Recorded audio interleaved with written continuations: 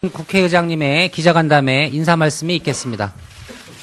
저는 그냥 앉아서 편하게 말씀드릴 생각을 하고 왔는데 모두 발언을 하게 되어 있는 것 같습니다. 제가 의장에 취임하고 오늘 그 세 번째 갖는 기자 간담회입니다. 특히 이제 20대 국회 첫 정기국회가 끝났기 때문에 그 정기국회도 한번 우리가 결산을 하고 또 국가적으로 매우 어려운 상황에 처해 있기 때문에 이런 문제들에 대해서도 우리 언론과 함께 소통을 하는 기회를 갖고자 오늘 여러분들을 모셨습니다. 제가 의장에 취임하고 제 임기가 2년인데 4분의 1 트랙을 돌았는데 제 느낌은 거의 한 바퀴 돈 정도의 그런 느낌을 갖습니다. 마치 완주를 한 것 같은 그런 느낌, 그만큼 힘들고 어려웠던 6개월이었다 이렇게 평가를 합니다. 그럼에도 불구하고 일하는 국회 또 국민에게 힘이 되는 국회를 만들기 위해서 299명의 동료 의원들과 함께 열심히 노력한 6개월이었다 이렇게 스스로 평가를 하고 싶습니다. 무엇보다도 2017년도 예산안을 법정 시한 내에 처리했습니다. 그것도 여야가 원만하게 대화와 타협을 통해서 합의점에 이르렀고 또 시한을 지킨 것, 특히 그간에 매우 큰 갈등 사안이었던 누립과정에 대해서 제도화를 했고 정부의 부담도 어느 정도 늘릴 수 있었던 것은 큰 성과가 아니었나 이렇게 생각을 합니다. 이 과정에서 여야 지도부나 정부 그리고 우리 상임위원회 위원장들이나 간사들과도 충분히 소통하면서 역시 그 정성을 들이고 소통을 하면 성과가 있구나 하는 것을 제가 다시 확인하는 그런 좋은 기회였습니다. 또 이번 정기국회에는 역대 국회에 비해서 가장 많은 법안을 처리를 했습니다. 지금까지 570건의 법안 처리를 해서 19대에 254건이나 18대 208건에 비해서 거의 2배 이상의 양적인 실적이 있었다. 물론 이제 질적으로는 어떨지 제가 제대로 확인은 못 해보았습니다만은 아무튼 양적으로 보면 많은 일을 한 그런 정기국회였다 이렇게 평가를 하고 있고요. 특히 제가 처음 기자간담회를 하면서 이 자리에서 국회 특권 내려놓기 추진위원회를 만들어서 국회부터 국민의 눈높이에 맞는 그런 특권을 내려놓겠다 이렇게 약속을 드렸었는데 그 특권 내려놓기가 추진위원회가 제대로 가동이 되어서 불체포 특권을 정상화하는 등 여러 가지 이미 처리한 내용도 있고 또 친인척 보좌진 채용 제한이라든지 또 국회의원의 세비제도 개선 등 국회의원 특권 내려놓기에 법제화를 하거나 또 앞으로 추진되는 사안들에 대해서 나름대로 성과가 있었다 이렇게 생각을 합니다.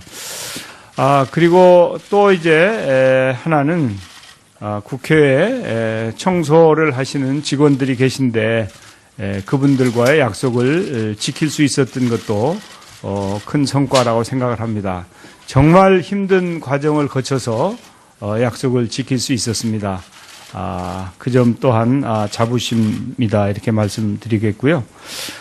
이제 우리 헌정사상 초유는 아닙니다만은 두 번째 탄핵이 국회를 통과해서 헌재가 이제 심리를 시작을 했습니다. 저는 탄핵 이후 국회가 새로운 국가 시스템 정립을 주도해야 된다고 저는 생각을 합니다. 우리 국민들 또 민심은 탄핵만을 요구하는 것이 아니라 새로운 대한민국을 요구하고 있다고 저는 생각하고 있습니다. 새로운 대한민국은 국회에 특권 내려놓기로부터 저는 출발점이 될 수 있다. 그리고 원래 제가 국회에 특권 내려놓기를 추진하면서 국회가 선도하고 대한민국 전반에 걸쳐서 특권을 내려놓는 노력이 필요하다라고 하는 말씀을 드린 적이 있습니다. 그래서 우리 사회의 특권이나 또 정경유착 등 고질병을 치료하고 새로운 국가 시스템 확립에 국회가 주도적으로 나서야 된다 이렇게 생각을 합니다. 또한 국정 안정과 민생 회복이 절실합니다. 이제 국정 공백이 더 이상 장기화되어서는 안 되겠습니다. 아마 헌재가 현명하게 빠른 시간 내에 올바른 판단을 해 주실 것으로 기대를 하겠습니다. 그래서 그 문제는 헌재에 맡기고 오늘부터 또 임시국회가 소집되었으니까 우리 국회는 국민의 민생을 챙기는데 한치의 소홀함이 없이 과거보다도 더 열심히 민생을 잘 챙겨야 되겠다 이렇게 생각을 합니다. 야권에서 그 국회와 정부가 이제 민생을 잘 챙기고 국정을 제대로 챙기기 위해서 국정협의체를 가동해야 된다라고 하는 말씀이 나와서 저와 똑같은 생각입니다. 저는 이렇게 야권에서 제의하고 여권에서 긍정적으로 반응한 국회와 정부 간의 협력, 바로 그것이 협치입니다. 이 협치가 잘 이루어져서 민생을 제대로 잘 챙기고 민심을 받들어 나가는 국회가 됨으로 해서 국민의 신임을 받는 신뢰하는 그런 국회가 될 수 있을 것이다. 저는 이렇게 생각을 합니다. 마지막으로 한 말씀 드리면 영국의 극작가 버나드 쇼는 의사소통의 가장 큰 문제점은 의사가 소통되었다고 착각하는 것이다. 실제로 이 시대에 사는 우리들은 소통의 필요성을 다 강조하고 있고 정말 소통이 제대로 되어야 한다고 다 느끼고 있습니다. 국회가 민심의 참뜻을 제대로 살피고 민심을 제대로 파악하는 그런 소통의 능력을 통해서 국민으로부터 외면당하지 않고 국민과 가까워지는 그런 국회를 만들기 위해서 최선을 다할 것입니다. 저는 의장으로서 민심에 부응하는 국민의 국회가 되도록 최선의 노력을 다하겠습니다. 감사합니다. 지금부터는 기자단과 일문일답을 진행하겠습니다.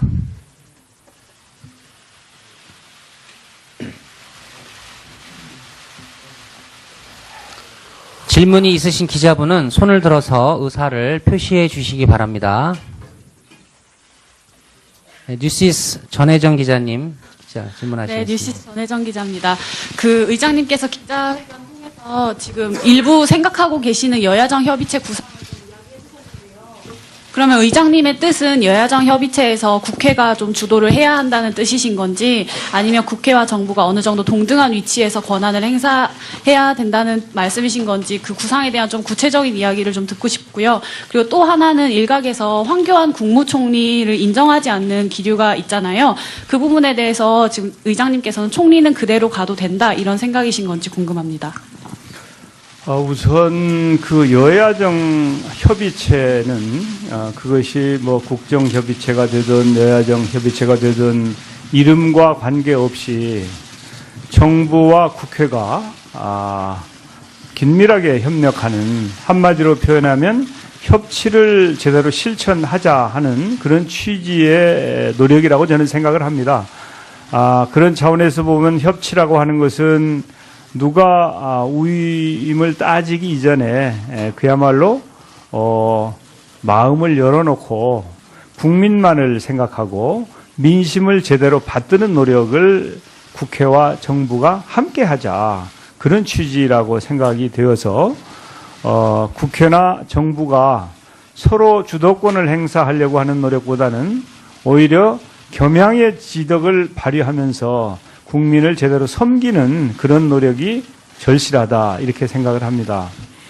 이제 황교안 그 권한 대행에 대해서 이런 저런 말씀도 있는 것으로 생각을 합니다만은 이제 국정의 근본은 헌법과 법률입니다.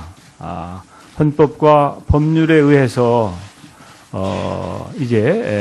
그리고 그 중심은 항상 주권자인 국민이기 때문에 국민의 눈높이에 맞추어서 헌법과 법률에 따라서 주어진 여건을 잘 활용하는 것이 우리 국회나 정당이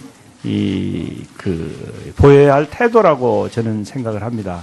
그런 차원에서 보면 이제 아마 지금 각 정당들이 탄핵 이전에 일각에서 제기되었던 문제보다는 훨씬 더 안정되고 국민을 배려하는 그런 말씀들을 하고 있는 것으로 생각이 되어서 저는 그 문제는 크게 앞으로 문제 될 것 같지는 않고 정말 지혜롭게 당리당략보다는 국익을 우선하고 또 국민을 섬기는 자세로 노력한다면 어떤 어려움도 쉽게 극복할 수 있을 것이다. 저는 이렇게 기대하고 있습니다.